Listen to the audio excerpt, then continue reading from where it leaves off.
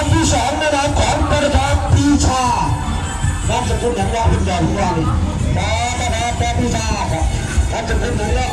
ครับได้ครับปีชาแม่ครับมีนามสกุลใหญ่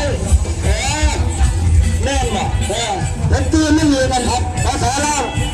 หลังผู้ประทับนี่แหละพระเจ้าต้องว่าเอาเจ้าเ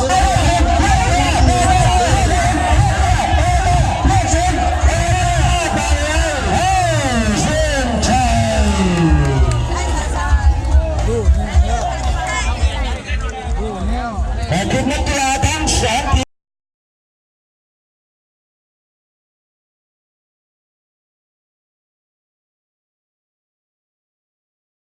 รางวัลชนะเลิศงานประเพณีแข่งขันเรือยาวเล็กของพี่น้องบ้านหนองบุตรแคนได้รับเงินรางวัลจำนวน 7,000 บาทพร้อมถ้วยรางวัลเกียรติยศได้แก่เรือปตท.ป.ปีชาจากพี่น้องบ้านนาคำตำบลน้ำต่ำอาเดนะพระเจ้านะครับพนมขอเชิญตัวแทนขึ้นรับรางวัลแล้วก็ขอเรียนเชิญท่านดร.ไพจิตรศิวรขานประธานกรรมาธิการการปกครองสภาผู้แทนราษฎรเป็นผู้มอบรางวัลและก็ถ้วยรางวัลขอเสียงปรบมือให้กับพี่น้องตำบลนาคำตำบลน้ำต่ำด้วยนะครับวันนี้